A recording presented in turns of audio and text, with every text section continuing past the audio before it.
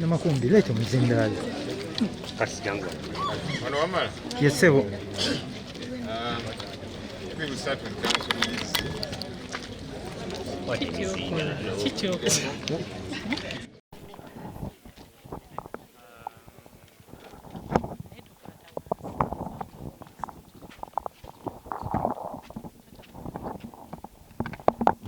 Yes, today,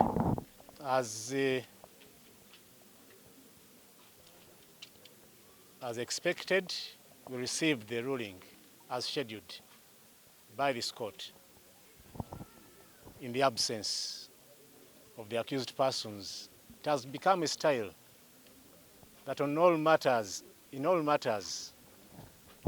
which involve political actors, they are never returned to court as provided for by the law. They go under the exceptional rules, but they don't provide the reasons for the accused persons not appearing in court. If a court is aware that the accused persons who by law are supposed to be in court at all times when their matter is coming up, it is only fair and the right thing to do to explain the reasons why the accused persons cannot be present. This did not happen today. We are proceeding under exceptions, and that is wrong. It is unconstitutional. We do not want to raise these issues because of paramount importance was to obtain the liberty of the accused persons, some of whom are about to file their papers for nomination for Parliament. So that is why we are raising it outside court. Secondly, again, as a matter of rights, we are bound as lawyers to respect a court decision, but we disagree, especially from the clear instruction of our clients through the Honorable Waisa Mufumbiro. At law, he has told us to appeal, but we shall come back here on the 22nd, ready to reapply for bail and see whether that new development of someone not being qualified to stand surety when they are younger, an alien principle which is not grounded at law, it can be addressed. On that date, if they want older people, we have thousands of Ugandans out there who would want to come to stand surety. So on that date, we are bringing older persons, if that will satisfy the discretion of this honorable court. Secondly, that you can deem one person's rights any less than the majority. The public interest notion that has been used to deny bail, that also is questionable at law, because at law, one person's right is not any less than the many. We have not demonstrated that these persons are a danger in society, apart from speculating that they would interfere with witnesses, most of whom have not been disclosed. So these are legal issues that we may not exhaust now. We are not happy with the decision. It is a wrong decision. The reasons given have been mechanical, but not premised on the law. So we have instructions to reapply for bail on the 22nd to ensure that at least we can, we shall not tire. If they think they are exhausting us, we are going to keep the fire to defend the justice, especially liberty. You heard us last time, to us liberty is next to life itself. So we are going to be here. Even now, we are going to the offices because we are aware the state is here, but it was not in court. You can see how it's a luxury. You cannot be in your offices when the court is open and prefer to be on Zoom without providing the reason. So we are being so casual with people's rights, especially the right to liberty. We have received instructions from the clients, and I believe the party will be with us to support us as always to ensure that we leave no stone unturned to ensure the liberty of the accused persons. Thank you. Tuzze nga bwe twalalikibwa nti komewo olwaleero okufuna ensala ya kkooti eno okulaba nti bannaffe abatalina musango beeyimirirwa. Buli kkooti kyeyasaba twakireeta, naye ekivuddeyo olwaleero ekisooka tebabaleese mu kkooti. Kati ndowooza tutandise okumanya buli musango gunaabangamu bannabyabufuzi nga bano tujja kuba tumanyi nti bagenda baleetera ku Zoom. Eyo enkola nkyamu. Kitegeeza ki? Nti omuntu alabibwanga munnabyabufuzi aba takyalabibwanga muntu bwa bulijjo.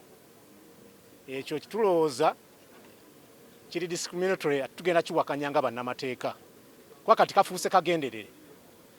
Kkooti olwaleero erina ensonga gyeyogeddeko nti abajulizi abeeyimirira bano abantu be twaleeta nti olw'okuba abamu ku bo emyaka gyabwe mito kwegyo egyabwe beeyimirira, nti ekyo kibammisa okweyimirirwa.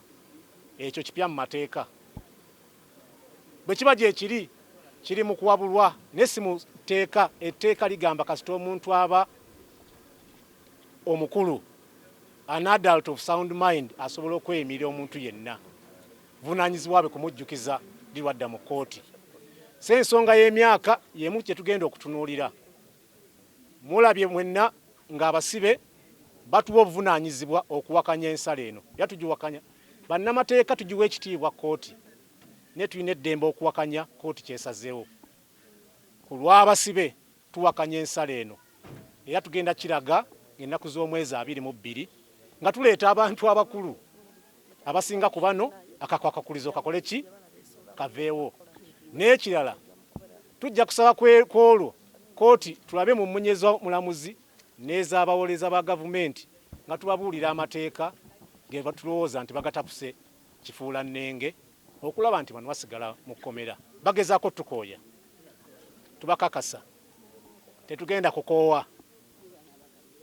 Tugenda kukomawo emirundi gyonna okulaba nti tulwanira eddembe ly'abano. Kubanga kye bagambye nti eddembe lyabwe batunulira eddembe nti bannayuganda abasinga bano okubata eddembe lyabwe lijja kulinyizibwa bano tino abazzi b'emisango babazza mu society in public interest. Ne mu mateeka ekyo nakyo si kituufu.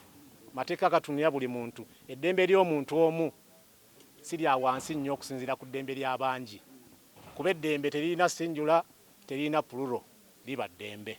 Ekyo nakyo tugenda kiwakanya ennaku z'omwezi 22. Ndowooza ensala ya kkooti ebadde ya byabufuzi, tebadde ya mateeka. Yes, twewuunyiza baganda baffe newankubadde oli baagaano bayite baganda baffe, ffe mu mateeka tugamba ba learned friends aba representing a state.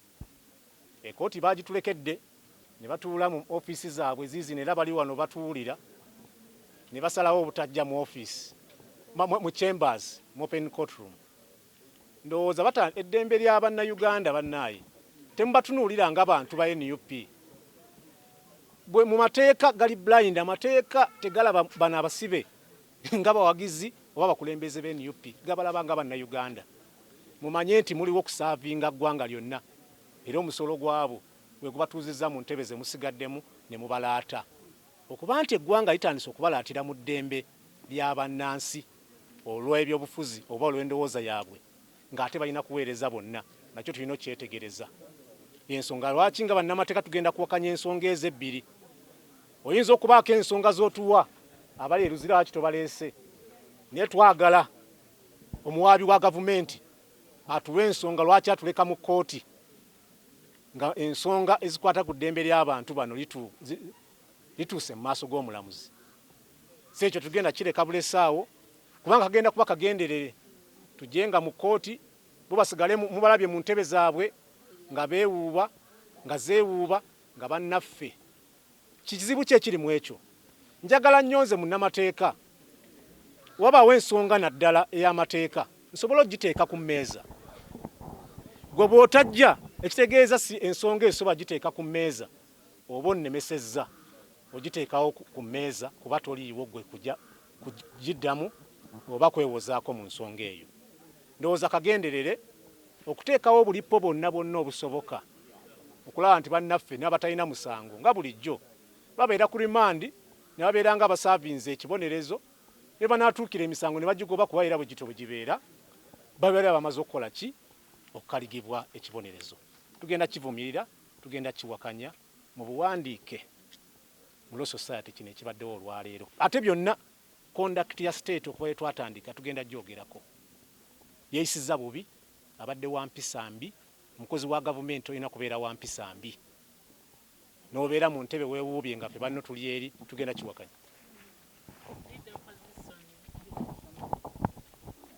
Okay,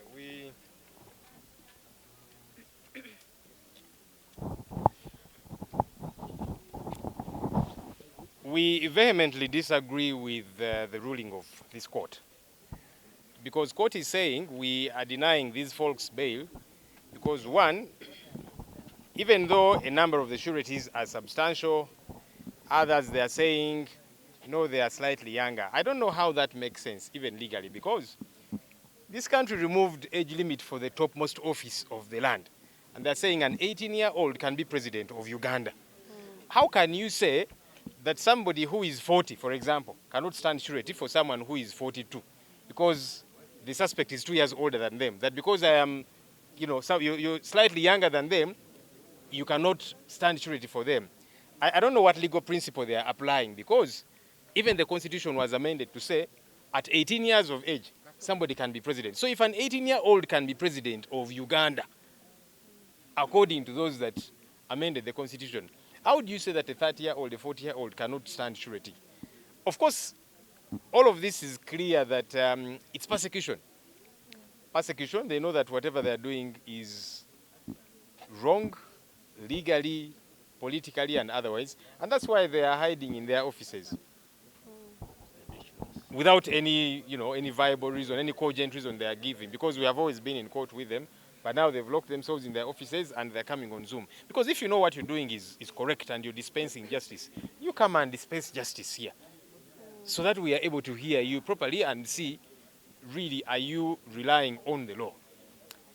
It is persecution because these are political actors, and it has been the case for several others that they'll find a reason to keep them in jail. Again, the excuse given that they would interfere with investigations at our party headquarters. What investigations are happening at Kavuli? I don't see them. We are there regularly and so on. We don't see. The last time they were there, they raided, beat up people and so on and went away. So what investigations are happening there that these people are going to interfere? Because now, if it were a scene of crime, it's not been protected, because every day people walk in, candidates and so on and all of that. So how do you say they're going to interfere with that? What investigations are ongoing, if any? So anyhow, as we are saying, good enough our colleagues are strong in all of this.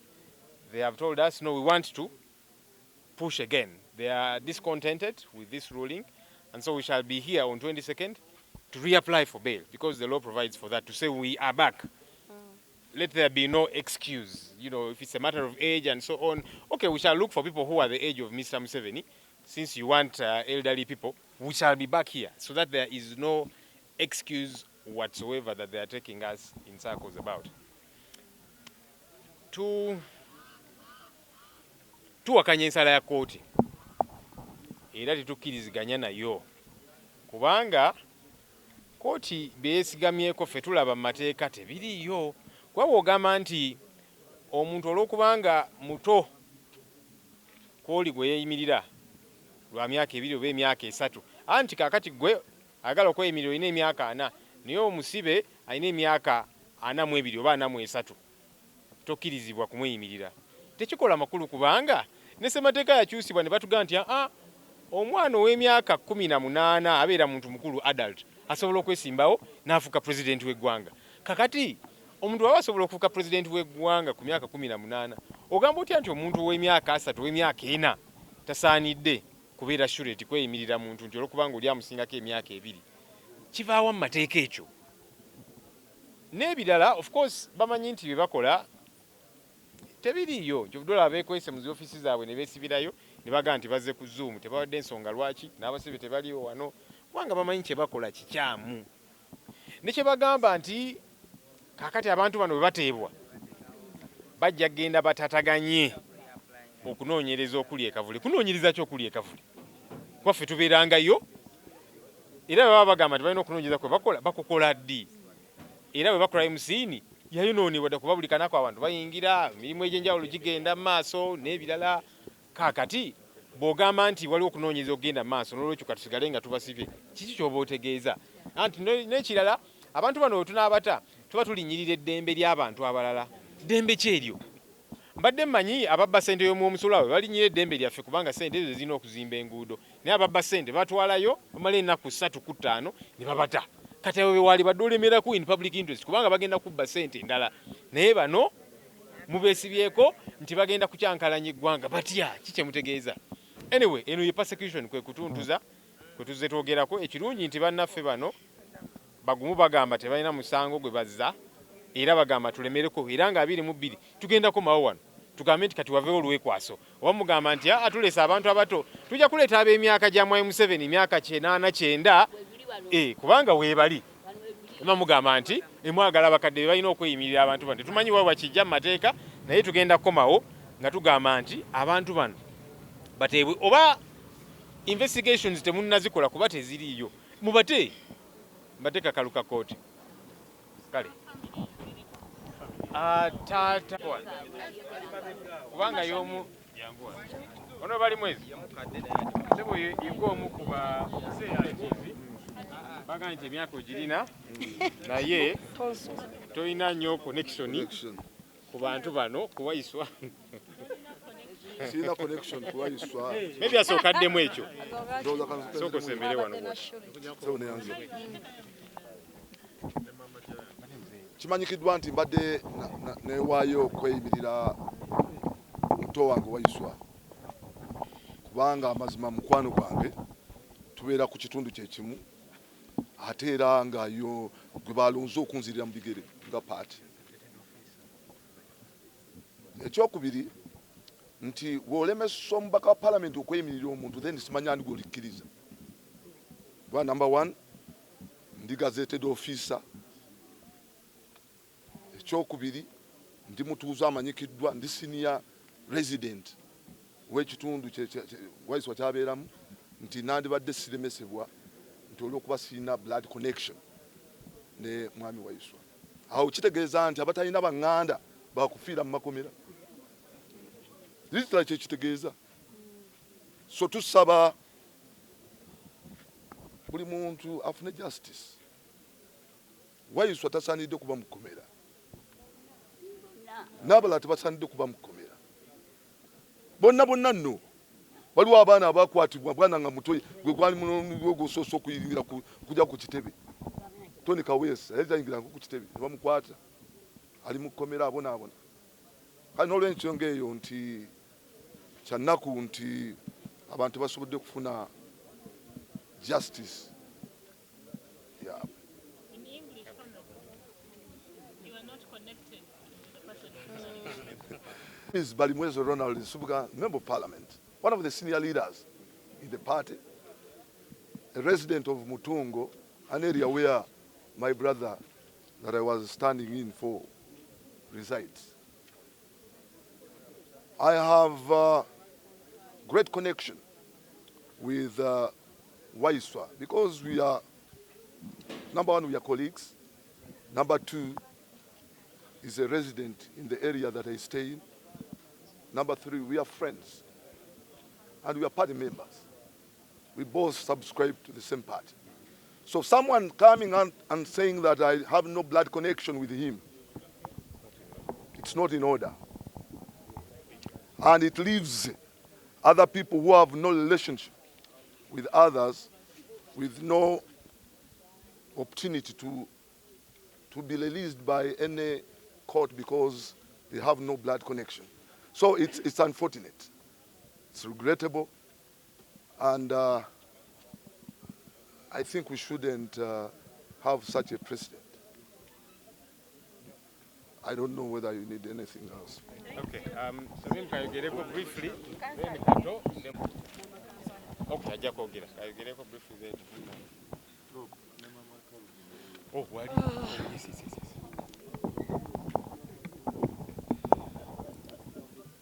Ffe nga bannamateeka ate abalwanyirizi b'eddembe tulaba nga kuno kufuuse kutuntuza. Era nga kano kalinga akagenderera okugira nga bannaffe bakuumirwayo emabega w'emitayimbwa bwewaawo nga kimanyiddwa nti teri bujulizi omuwabi wa gavumenti bwagenda kuleeta mu kkooti. Ekikakasa kino omuwabi wa gavumenti tumutadde ku nninga okutegeeza kkooti okunoonyereza kwe kutuuseewo ewatuufu era okuwulira omusango kugenda kutandika ddi tusobole okujja omulundi oguddako nga twetegese kuba yemu ku nsonga kkooti gyewadde nti okunoonyereza kunaatera okuggwa era okuwuliriza omusango kugenda kutandika. Ne twagala omuwabi wa gavumenti atutangaaze naye era mu kuddamu kwe omuwabi wa gavumenti yalaze nti okunoonyereza kugendera ddala mu maaso bagezaako banaatera okukumaliriza naye nga tayogera wo wennyini we bakukola. So ffe twagala kakasa kimu nti tetugenda kulekera awo kugoberera bannaffe nakulaba nga buli muntu tumulwanirira kubanga kino ekiri mu kukolebwa ku bannaffe bano 10 kikoleddwa ku bantu abalala bangi ate kijja kukolebwa na ku abo mu mabale abatulaba bakyali ebweru. Katwayogere then mama jangu then mama wa Kato nze Kato Kenneth tweet brother wa Waiswa carbon copy ya Waiswa koti bwetu wadde ruling yayo mukutyo okungi mukutyo okungi boba olabye mukutyo okungi fa wadde wano okuva ku macha nga tulida sawa ze batugamba olabye nga ne koti eringa erimbo wambe kakati mu byonna ffe kye tusobola okugamba nti yes this is a road to freedom. Si nyangu si byangu nnyo bijja kubaamu embeera nga eyinza okumalamu amaanyi naye ate ekyamazima tetulina kugwamu tetulina kugwamu maanyi tulina okutambuza ensonga paka okufuna emirembe ndowooza kati eno price gye tulimu kubanga bw'owulidde omulamuzi oba kooti ndowooza bwe mbaŋŋamba kooti erina beeganye ng'egamba nti bano bato naye nga baluganda lw'oyo gwe bali beeyimirira ne baaya bakulu naye naye ate bano abakulu nga honorable omulambo wa parliament nti no talina kyakola ki kyategeeza kubanga talina relationship naki na muntu oyo gwe yeeyimirira kati olabira ddala nga bambi kooti nayo eri mu buwambe enoonya engeri gy'ebyogeramu tebiraba ne speed gye bakozesezza kubanga bwe tuwulidde nga kooti eyogera olabye ng'emenyaamenya abantu ab'enjawulo naye bw'amaliriza mu kumenyaamenya agenza okulaba ndowooza ng'era mu bashurities alimu bana oba babadde basatu nga bo bayise nga atisi alina abantu baffe kale nga basatu basobola okukola ki okutuwa ate bw'agenze eno wansi n'asambinga apo ngaga nti naye okusinziira ku mbeera eriwo bano bagenda ku interferinga neki n'okunoonyereza kwe bagamba nti kumpi kwaggwa beetaaga bwetaazi dates tulabe nti omusango okutandika naye bannayuganda abantu ffenna tetugwamu maanyi eno yembeera gye tutambuliramu ate tujja jju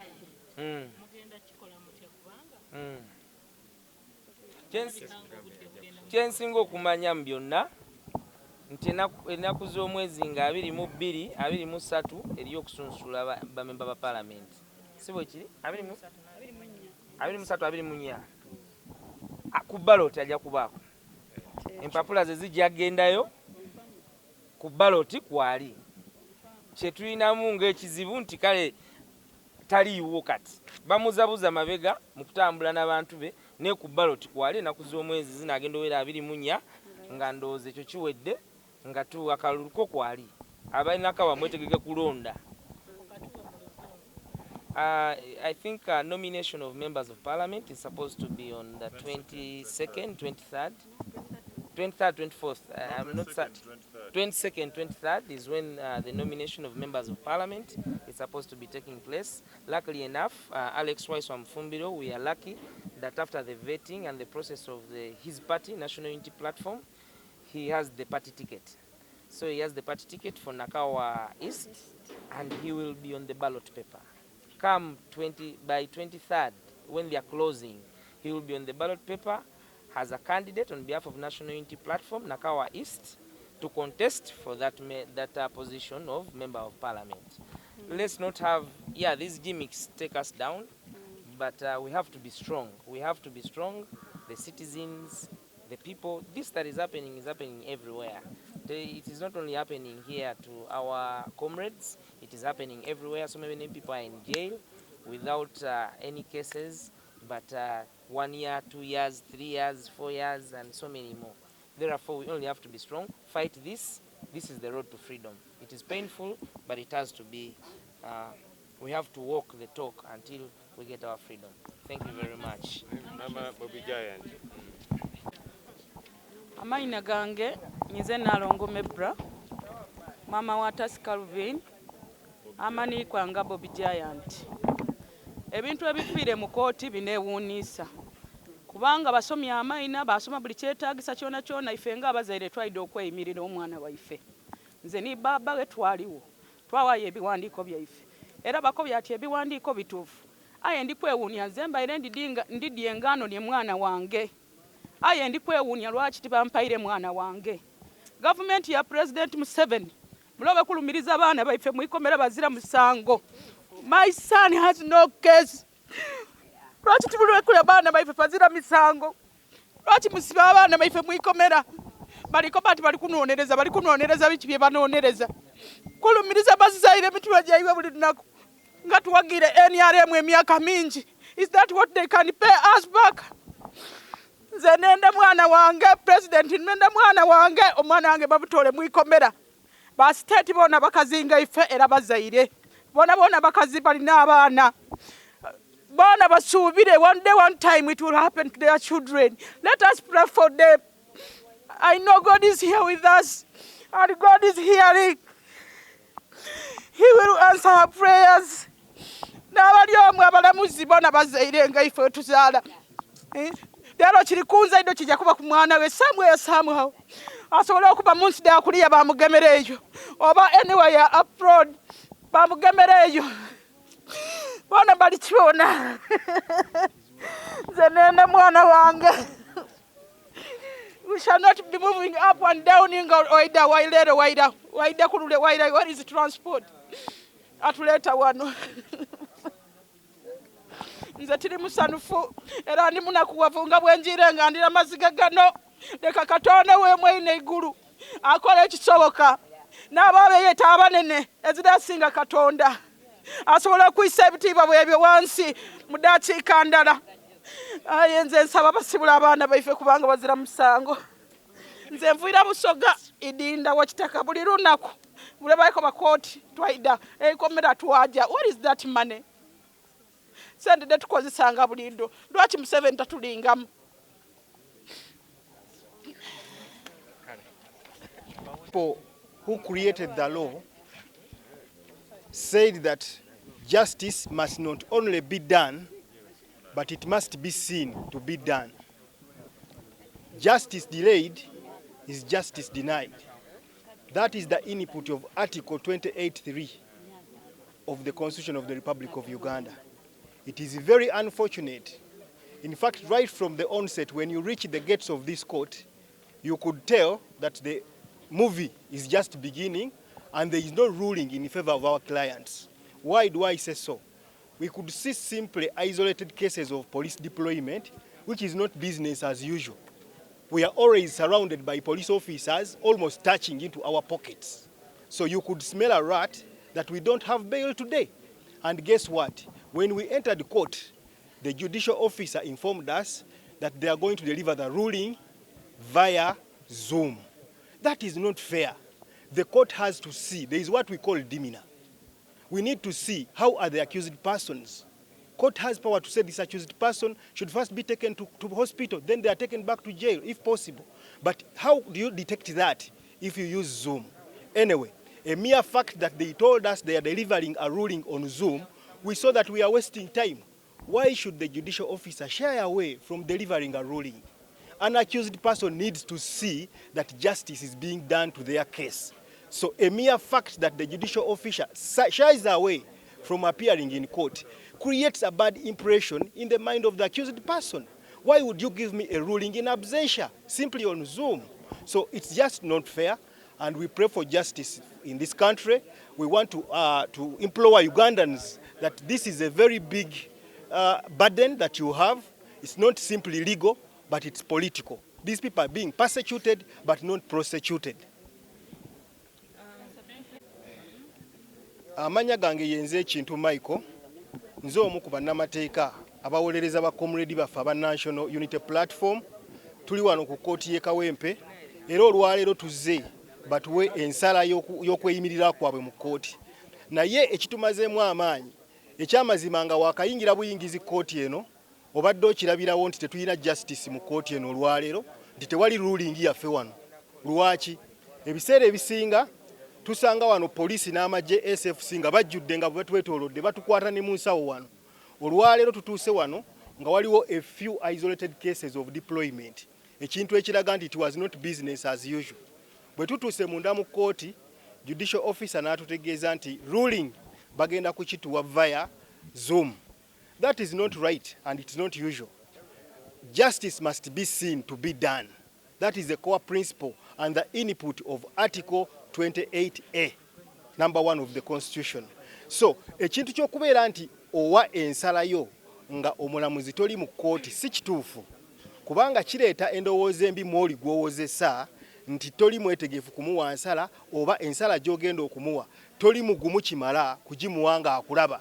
Ate ng'etteeka likugambye nti bw'obeera ng'oli mulamuzi okugaba obwenkanya bugabe ng'oli gw'obugabira akulaba.